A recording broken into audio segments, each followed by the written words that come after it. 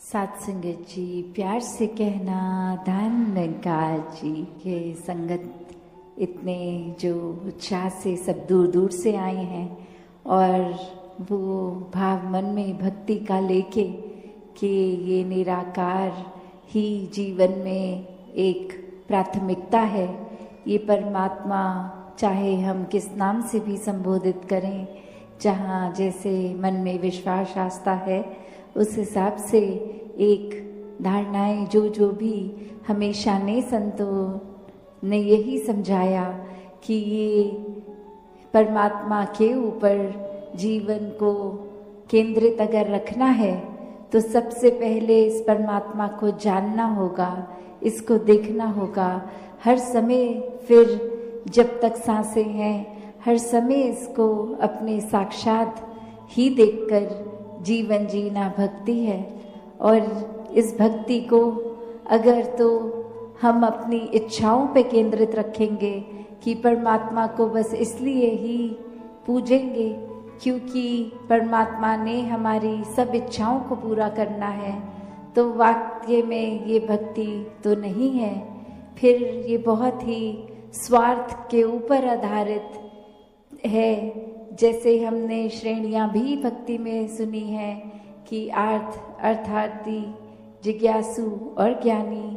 तो बात क्या है कि ये पहले जो दो श्रेणियाँ हैं इसमें वह या भय के कारण भक्ति हो रही है या इच्छाओं के कारण, तो ऐसी श्रेणियों को एक उचित भक्ति की श्रेणी नहीं कहा गया। ये फिर अवस्था जो जिज्ञासु की है कि ये जानने का मन में एक बहुत ही जिज्ञासा कि हम हैं क्या, ये सिर्फ शरीर तो नहीं है, शरीर तो कुछ समय तक का ही। जैसे आज सत्संग में भी सुन रहे थे कि ये परमात्मा से ही उत्पन्न हुआ, ये आत्मा को कुछ सालों के लिए शरीर दिए गए और शरीर बदलते बदलते जब ये मनुष्य के शरीर में आने में फिर वो बात कि जब तक ये श्वासें हैं तब तक ही इस परमात्मा को जाना जा सकता है। और कैसे फिर ये जीते जी ही ब्रह्म ज्ञान लेके जीवन मुक्त होना है ताकि जीते जी ही मुक्ति हो जाए, जीते जी ही इस परमात्मा के अंदर रहें, हर समय रहें, कामकाज अपने सारे करते हुए अपनी किसी भी रिस्पॉन्सिबिलिटी से पीछे ना भागते हुए, तो वो भक्तिमय जीवन है जब हर सांस में परमात्मा का एहसास हो, हर सांस में इसी के अंदर रह रहे हैं, ये विश्वास हो। ये भक्ति फिर इच्छाओं से उठकर ये जिज्ञासिक अवस्था से कि अपनी पहचान करनी है तो ब्रह्म ज्ञान द्वारा ही वो संभव है। और फिर ब्रह्म ज्ञान को जीना है क्योंकि सिर्फ ब्रह्म ज्ञान लेने से ही मुक्ति हो ये तब तक पॉसिबल नहीं जब तक ब्रह्म ज्ञान को जिए नहीं जीवन में। तो ये ज्ञानी अवस्था भक्त की जो श्रेष्ठ अवस्था कही गई है, तो ऐसे ही ज्ञानी होना हर एक के लिए संभव है। और एक ज्ञानी अवस्था आने के लिए सिर्फ और सिर्फ जो त्याग करना है वो अहंकार का, अपने आप के होने का, तभी इस परमात्मा में एक में खो पाएंगे। वरना तो ये अहंकार अगर मन में टिका है तो निराकार मन में नहीं टिक सकता। तो ये परमात्मा को जितना ही मन में हम बसाएंगे उतने ही हमारे अवगुण दूर होते जाएंगे।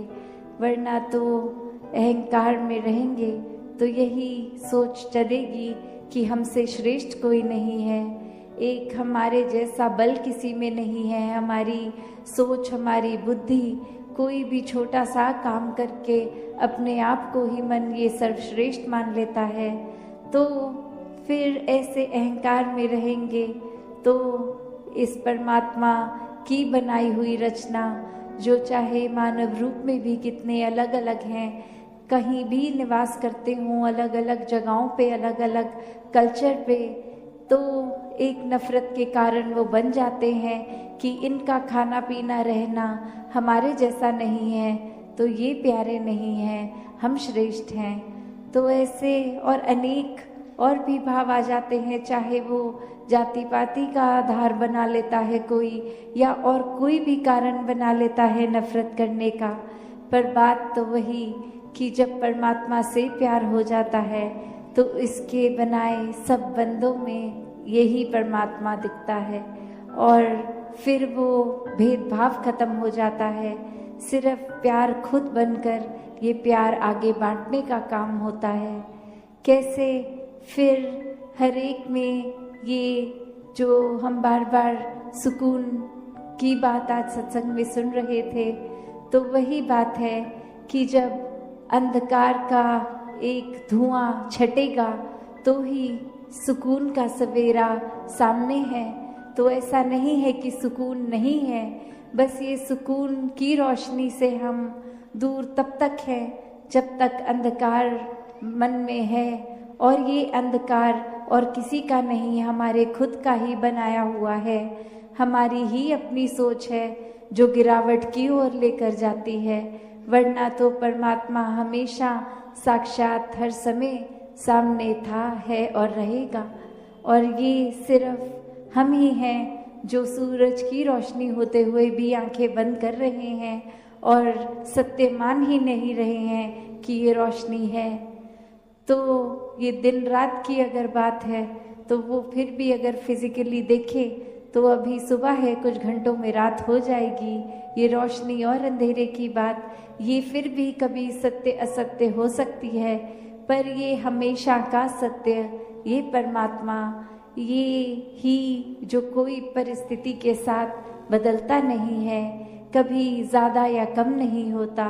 ये अपनी जगह पे शुरू से कायम दायम है, अभी भी है, पहले भी और आगे भी। ये किसी भी भाग में खंडित नहीं किया जा सकने वाला, कभी समाप्त ना होने वाला। तो इस परमात्मा के साथ जितना एक मन से नाता जोड़ेंगे, मन के सारे विकार दूर होते जाएंगे। ये अहंकार की भी बात कि अहंकार में आता है जब कोई इंसान, तो वो अपने आप में इतना उलझ जाता है, खुद को ही अपने दिमाग में इतना ऊंचा बनाकर कि फिर और कोई नज़र ही नहीं आता। एक दिमाग भी फिर चतुर चालाकियाँ करने लग पड़ता है। जैसे एक उदाहरण, एक कहानी रूप सभी ने बहुत बार सुनी होगी, तो वही कहानी का भी दासी अब आधार लेगी कि एक इंसान जहाँ बहुत ही कला में समर्थ था, एक बिल्कुल ऐसी मूर्ति बनाता था कि लगता था बिल्कुल असली है, और उस इंसान ने बहुत लोगों से कर्जा ले लिया और अब चुकता नहीं हो पा रहा था।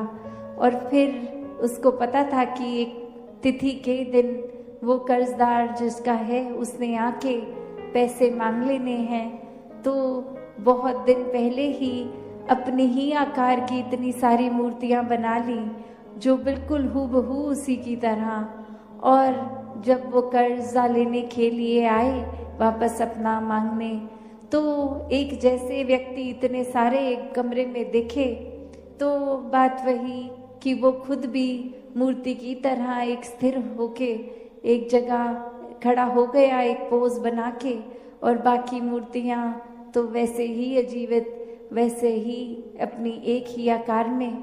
तो अब वो इंसान जो अपने पैसे लेने आया, वो देख के इतना शक कि अब मैं लूँ भी तो किससे, और एक एक को छूकर हिलाकर बात करूँगा तो समय भी इतना लग जाएगा, तो इतनी सारी मूर्तियों में कैसे मैं असली को पहचानूँ।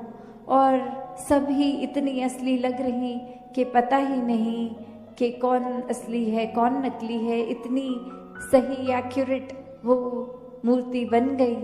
और अब वो इंसान कुछ सोचता है कि आज तो पैसे लेने ही हैं, तो एक तरकीब निकाली जाए। तो वो सारी मूर्तियों की ओर देखकर कहता है कि बहुत ही सुंदर है, ये इतनी कला इतनी अच्छी, ये सब इतना अच्छा, पर बस एक कमी रह गई है जो हर मूर्ति और असली इंसान में फ़र्क दिख रहा है मुझे। मैंने एक ढूंढ लिया है इतनी मूर्तियों के बीच में वो सही इंसान, सिर्फ एक कमी की वजह से। और वहाँ वो मूर्तिकार उस समय सिर्फ इतना ही उसके अहंकार पर ठेस पहुंची कि ये कौन मेरी कमियां निकालने आ गया है। मैंने तो बहुत ही एक असल दिखने वाली मूर्ति बनाई है, कोई कमी नहीं है। और वो बीच में से बोल पड़ता है कि सब बिल्कुल ही असली लग रही हैं, कोई कमी नहीं है, तुम कौन होते हो कमी निकालने वाले। तो फिर वो इंसान कहता है कि आजा, तुझे ही ढूंढ रहा था। तो कैसे ये भाव मन के कि ये बात इंसान जहाँ अपने आप को अहंकार के कारण इतना ऊंचा मान लेता है कि फिर एक अपने आप को इतना संपन्न मानते हुए दिमाग से कितनी चतुर चालाकियाँ भी कर लेता है, पर वही अहंकार है जो उसको डूबा ले जाता है, वो वहीं ख़त्म हो जाता है इंसान। तो कैसे जहाँ वही बात कि ये उदाहरण में तो चलो वो एक घटना की तरह, पर हम अपने जीवन में कितनी बार ऐसा कर लेते हैं, छोटी छोटी चीज़ें भी, कि अगर घर में किसी दिन खाना बना लिया तो घर वालों को ही खिलाया और किसी ने छोटी छोटी कमी निकाल दी, नमक कम है या कुछ भी, तो कैसे वो मन पे ठेस पहुंच जाती है।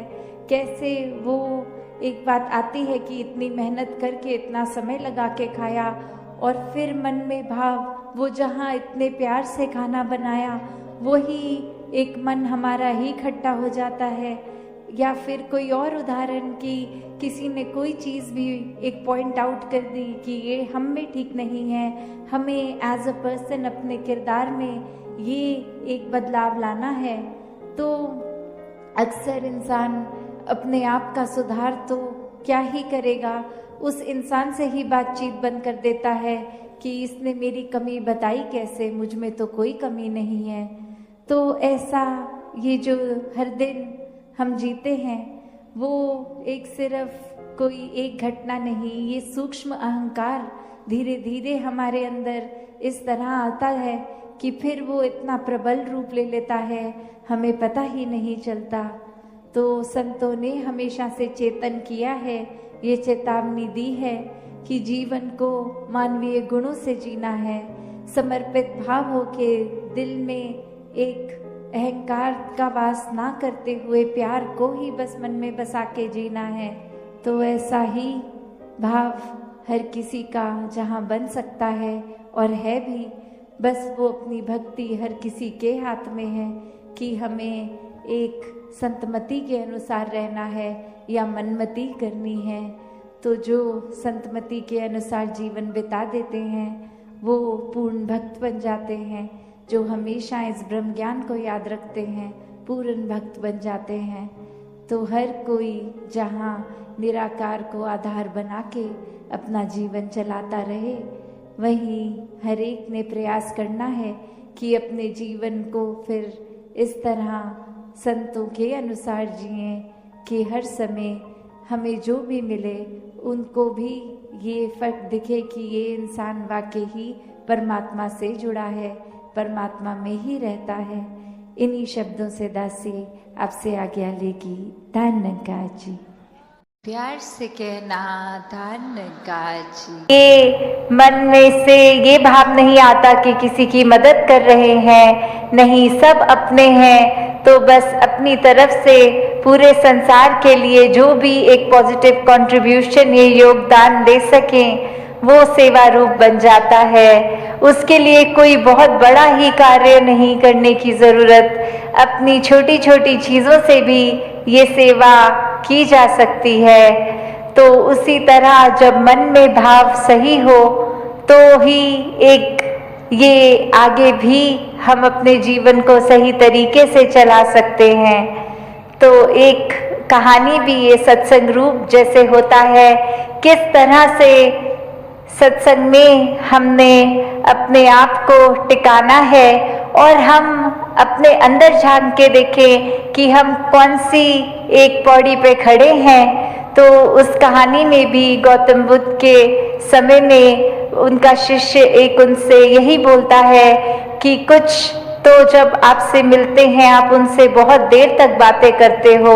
कुछ तो आपसे बिना कुछ कहे सिर्फ आपके आके नतमस्तक होके ही चले जाते हैं, और कुछ को आप इतना समय देके कुछ समझाते भी हैं, फिर भी आप नहीं समझते, वो नहीं समझते आपकी बात। और कैसे हर एक के साथ आप अलग तरीके से होते हैं, फिर भी ये हर एक के मन की अवस्था इतनी अलग कैसे होती है। तो उस पे गौतम बुद्ध जी यही समझाते हैं कि अगर हम घोड़ों का ही एग्जाम्पल लें तो कैसे कुछ घोड़े तो ऐसे होते हैं जिनको अगर वो चाबुक मारो पूरा दिन तो भी वो एक अपनी मस्ती में ही रहते हैं, वो काबू में नहीं आ सकते, उनको जो करना है अपने हिसाब से करते रहते हैं। कुछ ऐसे होते हैं कि समय समय अनुसार जब जब चाबुक पड़ रहा है वो समझते हैं कि अब भागने का समय है, वो भागते हैं। और किसी को तो फिर आप अगर ये चाबुक की आवाज भी कर देंगे, सिर्फ उसको मारेंगे नहीं चाबुक, तो वो आवाज से पहचान जाते हैं कि अब दौड़ने का समय है। और जो चौथी कैटेगरी ऐसे भी होते हैं घोड़े जिनको चाबुक सिर्फ दिखा दें या धूप के समय जमीन पे वो चाबुक की परछाई को ही देख लेंगे, वो समझ जाएंगे कि दौड़ना है।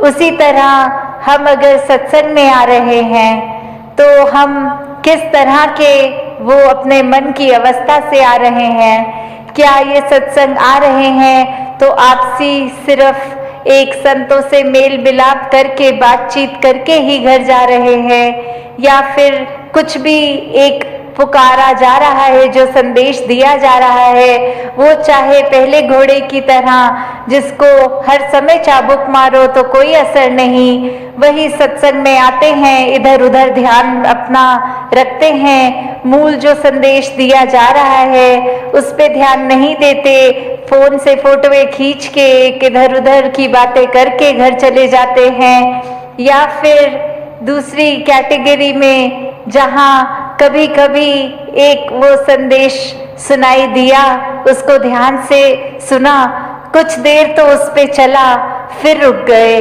तो सिर्फ सत्संग के दौरान ही हमने एक अपनी अच्छाई नहीं बाहर लानी, सिर्फ आपसी एक सहयोग करते हुए एक कोएग्जिस्ट करते हुए सिर्फ सत्संग के दौरान नहीं, आगे के जीवन भर के लिए वो संदेश, वो भाव मन में एक मन को तब्दीली करके रखना है कि यहाँ तो हम आराम से दूसरे को भी पहल दे देंगे, सत्संग में तो हम अपना स्थान छोड़ के दूसरों को भी बैठा देंगे, पर क्या आगे बस में ट्रेन में भी क्या हम ऐसा करते हैं कि नहीं करते। किस तरह एक वो रूप, फिर वो तीसरा एग्जाम्पल जिसको सिर्फ आवाज ही उस चाबुक की सुनती थी तो वो उतने में ही भाग लेता था, कि किस तरह एक आवाज जब हम सत्संग में भी सुनते हैं, कुछ भी संदेश जहाँ जो इतने अनमोल जीवन को परिवर्तित करने के हैं, वो क्या हम संदेश सिर्फ अपने कान तक ही रख रहे हैं या जीवन में उतार के औरों के कानों तक भी वो संदेश पहुंचा रहे हैं, अपने कर्मों द्वारा दूसरों तक भी क्या वो संदेश जा रहा है। और चौथी फिर वो अवस्था जिस घोड़े को फिर चाबुक ना मारने की जरूरत है, ना वो चाबुक की आवाज सुनने की, सिर्फ वो दिखाना कि ये परमात्मा इस निराकार से इस कदर जुड़े हुए कि कहीं पे भी हो, बस एक इशारा ये जब याद आ जाता है, ये परमात्मा, ये निराकार याद आ जाता है, तो ही हर समय इसी के लिए लगन में लगे रहते हैं। कभी ये परमात्मा भूलता भी है तो कैसे फिर उसी इशारे से खुद को जोड़कर इस निराकार के साथ अपने दिल की तार मिला के इसके रंग में रंग कर अपनी भक्ति को पूरा पूरा दिन इस रूप में कर सकते हैं। क्योंकि भक्ति तो कुछ घंटों की एक नहीं होती, एक भक्त तो पूरे दिन का भक्त है, पूरे जिंदगी का भक्त है। जिस प्रकार कोई स्टूडेंट होता है तो सिर्फ पहली कक्षा से 12वीं कक्षा तक चाहे वो स्कूल का दिन हो या संडे की छुट्टी, कहलाता तो वो स्टूडेंट ही है। तो वो इसलिए नहीं कि सिर्फ स्कूल की बिल्डिंग के अंदर है तो स्टूडेंट है, नहीं, जब वो अपने घर में भी खेल कूद कर रहा है तो भी स्टूडेंट है। तो हम किस श्रेणी के भक्त हैं? अक्सर हम कृष्ण जी की भाषा में भी ये हमने सुना है, आर्थ, अर्थार्थी, ज्ञानी, जिज्ञासु। तो जो ज्ञानी संत हैं उनको ही सबसे ऊंची एक श्रेणी दी गई है।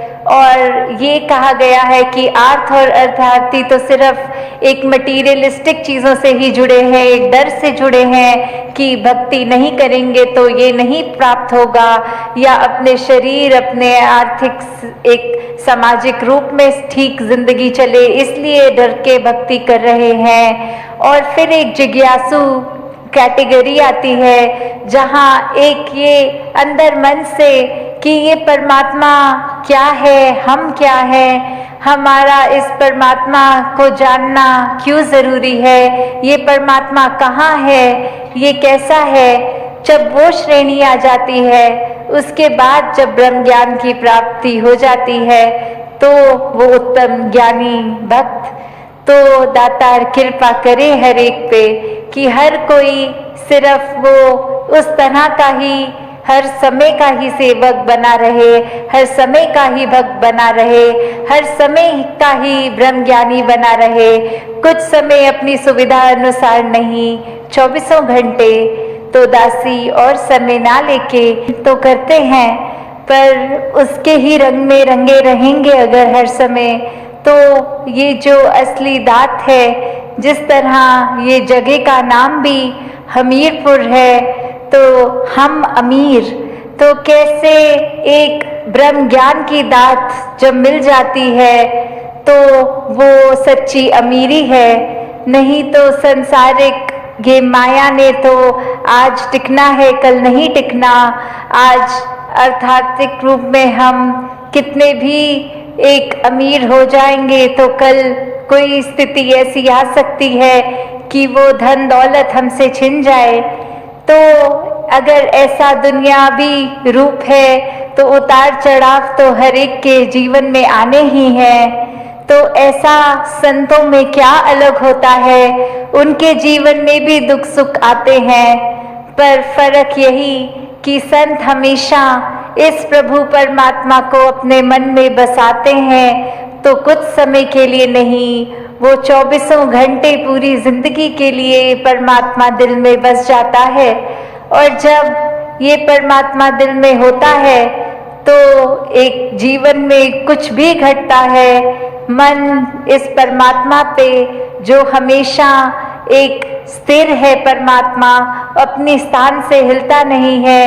बाकी दुनिया की कोई भी चीज़ देख लें, पूरे ब्रह्मांड की, वो हिलता ही रहती हैं सब। तो कैसे ये परमात्मा, ये स्थिर पे जब हम मन टिका लेते हैं, इस स्थिर के साथ जुड़ के खुद भी स्थिर अवस्था प्राप्त कर लेते हैं, तो दुनियावी रूप पूरे दिनचर्या में कुछ भी होता रहे, मन डगमग नहीं करता, मन समय के और स्थिति के अनुसार बहुत ही अपने मन को डुबाता नहीं है। अगर बुरी एक घटना घट जाए या बहुत ही बावले रूप की तरह खुशी भी नहीं मनाता। क्यों? क्योंकि ये स्थिर के साथ जब जुड़ जाते हैं, मन बहुत ही सहज हो जाता है। फिर एक गोइंग विद द फ्लो वाली बात आ जाती है कि कैसे ये परमात्मा ही जो हर चीज़ का करता है, जब मन इस पे टिका लिया, एक अपने आप को इसके हवाले कर दिया, तो फिर ये बात कि ये जो भी कर रहा है इसका किया सब पूर्ण, सब परफेक्ट एकदम है, तो फिर एक चिंता मन में उस रूप में नहीं आती।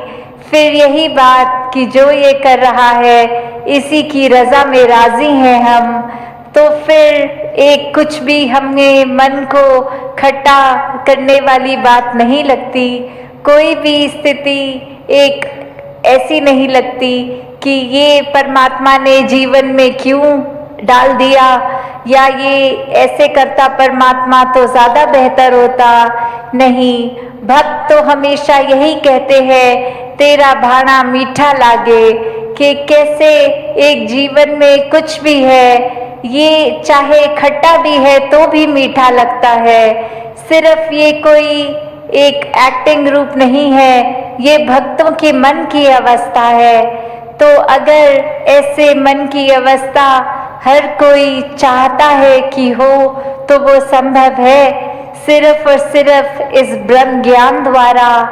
क्योंकि जब ये सच्चाई एक मनुष्य को पता लग जाती है कि हमारा असली जो रूप है वो एक शरीर नहीं है, ये मानव चोला नहीं है, ये आत्मा जो सदैव सिर चोले बदल रही है, इसको जब मोक्ष लेना है तो एक मनुष्य के शरीर से जीते जी ये परमात्मा की जानकारी, ये ब्रह्म का ज्ञान जब मिल जाता है तो ही वो मुक्ति, मोक्ष, साल्वेशन पॉसिबल होती है।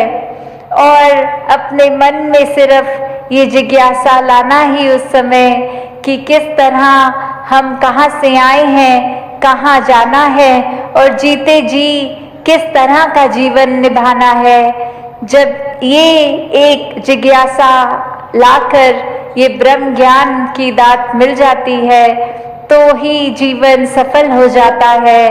फिर हर पल एक मन हमारा सिर्फ प्यार ही करता है, किसी से नफरत नहीं करता। ये बात जान लेता है कि जो परमात्मा मेरे शरीर में है वही सामने वाले के भी है। तो फिर किसी से नफरत, निंदा, किसी की पीठ पीछे चुगली नहीं करता, एक बुरे भाव मन में किसी के लिए नहीं आते, हर एक के अच्छे गुण ही ये मन निकालता है। तो ऐसा जीवन जब भक्त जीते हैं तो वाकई ही वो संसार के लिए वरदान बन जाते हैं। और ऐसा ही जीवन हर एक के लिए जीना संभव है। तो क्यों ना अगर हम मनुष्य हैं तो अपने मानवीय गुणों से ही मनुष्य कहलाए, ना कि सिर्फ मनुष्य के आकार का शरीर है इसलिए मनुष्य हों।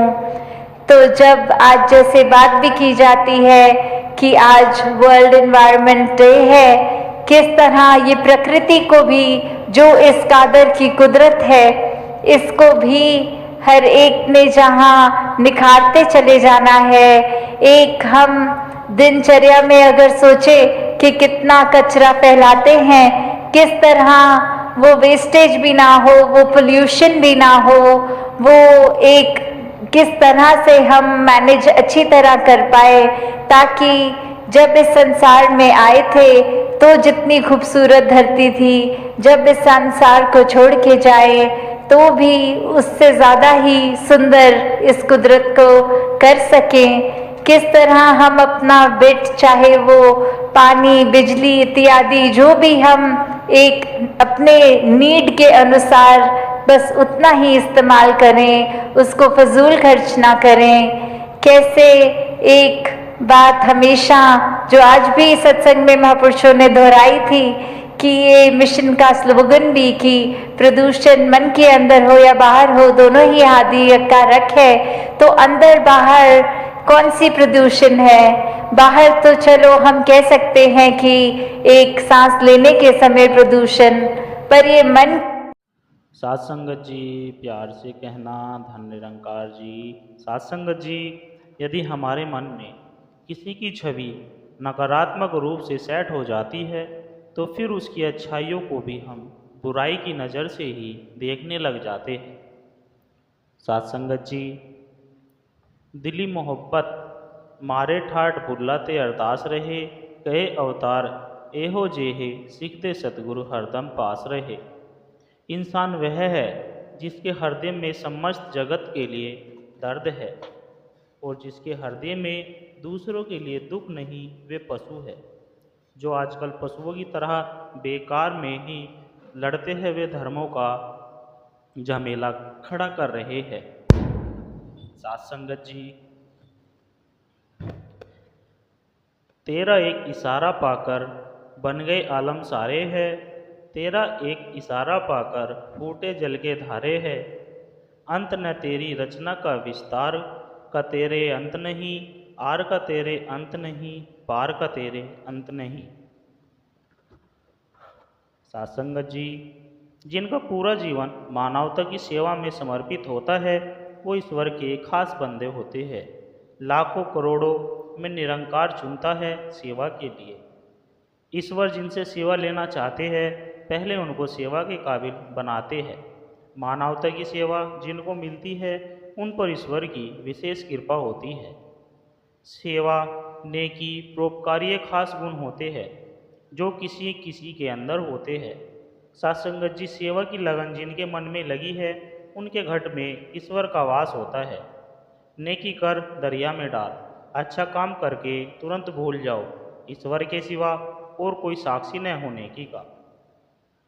सत्संगत जी, जो व्यक्ति दूसरों को सहारा देता है उसे अपने लिए सहारा मांगना नहीं पड़ता, ईश्वर स्वतः दे देता है। भूले को राह दिखाने का अवसर मिल जाए तो कभी चूकना मत, क्योंकि ऐसा करने से आप बहुत ऋणों से मुक्त हो जाओगे। दूसरों की भावना का सम्मान और ख्याल रखते हुए किया गया व्यवहार ही सर्वश्रेष्ठ व्यवहार माना जाता है।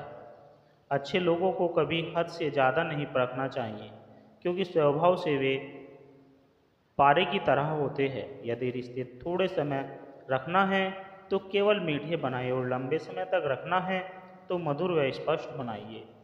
गलतियों पर गलतियां करना कभी परिणाम को बदल नहीं सकता। विजय वही है जो हर परिस्थिति में शांत रहता है। सत्संगत जी, एक से एक बढ़कर ज्ञानी है, असल में कितनों ने मानी है। पढ़नी सुनानी कर्म में लानी है, वरना केवल एक कहानी है। अपने अपने अर्थ निकाले, भ्रम है कितने मन में पाले, खोले कौन अकल के ताले, किसने असलियत पहचानी। भलाई करके जग को बताना, उसमें अपना नाम कमाना, देकर जिसने है भूल जाना, असल में कहते उसको दानी। बनता बंदा चतुर से आना, मन से गर अभिमान गयाना, पल्ले उसके कुछ भी पढ़ाना, दर दर की बस खाक ही छानी। जिसकी समझ में पड़ा है सतगुरु चरणों में आ गया है, अविनाशी का दरस किया है, केवल वो ही है ब्रह्मज्ञानी। सत्संगत जी, बोले बोल बिचारी के बैठे ठोर सम्हारी कहे, कबीर दास को कबू न आबे हारी। अर्थात खूब सोच समझ कर विचार कर बोलो और सही ढंग से उचित स्थान पर ही बैठे। कबीर कहते हैं कि ऐसा व्यक्ति हार कर नहीं लौटता है। जिह्वा में अमृत बसे जो कोई जाने, बोल विष बासुकी उतारे, जिह्वा ताने ही लोल। अर्थात जीव में अमृत का वास है यदि लोग सही बोलना जाने। यदि बासुकी नाक के जहर को भी अपनी मीठी बोली के प्रभाव से खींच लेता है। जिब्या जिन बसी में करी, तीन बसी क्यों, जहाँ नाही तो अवगुण उपजे, कही सब संत सुजान। अर्थात जिसने अपनी जिह्वा को नियंत्रित कर लिया है वह वस्तुतः संसार को जीत लिया है, अन्यथा उनके अवगुण और पाप पैदा होते हैं। ऐसे ज्ञानी संतों का विचार है।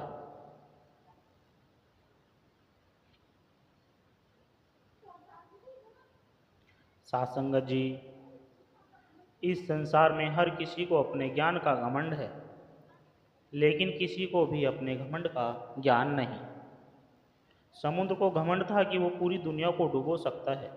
इतने में एक तेल की बूंद आई और उस पर तैरकर निकल गई।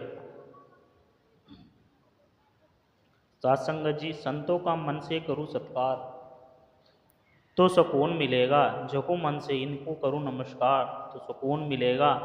मन भर के नहीं मन से बैठूं तो सुकून मिलेगा, संगत से सुनूं फिर अमल करूँ तो सुकून मिलेगा। निंदा नफरत से दूर रहूं तो सुकून मिलेगा, मैं प्यार से कर भरपूर रहूं तो सुकून मिलेगा। देखूं हर में हरि का रूप अगर तो सुकून मिलेगा, चलो गुरुमत की गढ़ सीधी डगर तो सुकून मिलेगा। गुरु वचनों का अगर पालन होगा तो सुकून मिलेगा, इस तरह जीवन यापन होगा तो सुकून मिलेगा। सेवा सुमरन में मन मगन रहेगा तो सुकून मिलेगा, सत्संग की ओर ये लगन रहे तो सुकून मिलेगा। मर्यादा जीवन में धारण हो तो सुकून मिलेगा। सबकी खुशी मेरी खुशी का कारण हो तो सुकून मिलेगा। तेरे संतों के संग निभती रहे तो सुकून मिलेगा। संत याचना होगी पूरी अंतर्मन का तो सुकून मिलेगा। साथ संगत जी, हमारा दृष्टिकोण ही वास्तव में सुखी जीवन का रहस्य है। जीवन में आशावादी विचारधारा अपनाने से दुख भी दुख नहीं देता और प्रभु के भरोसे समय निकल जाता है। इसके विपरीत यदि विचारधारा निराश नहीं हो तो इंसान कमज़ोर पड़ जाता है। जो भक्त प्रभु भरोसे रहता है, सकारात्मक बना रहता है, वह जीवन में सफलता ही पाता है। कबीर गर्व न कीजियो रंग न हंसिए कोई, अभी तो नाव समुद्र में जाने क्या होए। सासंगत जी, कबीर जी कहते हैं कि कभी भी गर्व नहीं करना चाहिए अपनी विद्वता का, अपने धन का, अपने परिवार का और अपने तन का, और न ही इन सब चीज़ों का अभिमान करके किसी निर्धन असहाय पर हंसना चाहिए, क्योंकि अभी तो नाव बीच समुद्र में है, पता नहीं कब क्या हो जाए। अभी तो सांस चल रही है, वक्त का कोई पता नहीं कब पलट जाए, और जब वक्त पलटता है तो सब कुछ पलट कर रख देता है। सत्संग जी, मन में भक्ति लगी रहे, ज्ञान की ज्योत जगी रहे, सत्संग में लगन लगी रहे, सांसों में तू ही तू बसी रहे। परमात्मा हमेशा दयालु है। जो शुद्ध हृदय से उसकी मदद मांगता है उसे वह अवश्य देता है। जो प्रभु कृपा में सच्चा विश्वास रखता है उसके लिए अनंत कृपा बहती है। सासंग जी, तेरा मेरा करते एक दिन चले जाना है, जो भी कमाए यहीं रह जाना है। कर ले कुछ अच्छे कर्म, साथ यही तेरे जाना है। रोने से तो आंसू भी पराए हो जाते हैं, लेकिन मुस्कुराने से पराए भी अपने हो जाते हैं। मुझे वो रिश्ता पसंद है जिनमें मैं नहीं हम हूँ। इंसानियत दिल में होती है, हैसियत में नहीं। सतगुरु कर्म देखता है, वसीयत नहीं। सत्संग जी,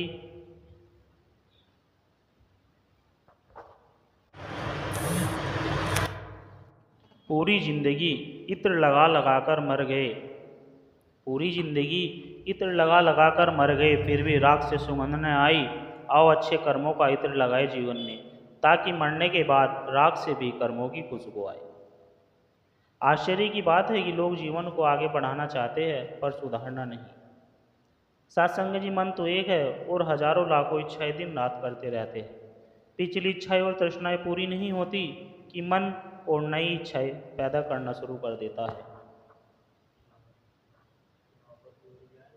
जो इच्छाएं मर्जी के अनुसार पूरी नहीं होती, दुख का कारण बन जाती है। सत्संगत जी, आजकल कुछ भी कहने से पहले सोच समझ ले, क्योंकि बात हवा में तेजी से फैलती है और जब वापस आपके पास आती है तो एक अलग रूप में वापस आती है, साथ ही वह भी जो आपने नहीं कहा हो। सत्संगत जी, प्यार से कहना, धन निरंकार जी।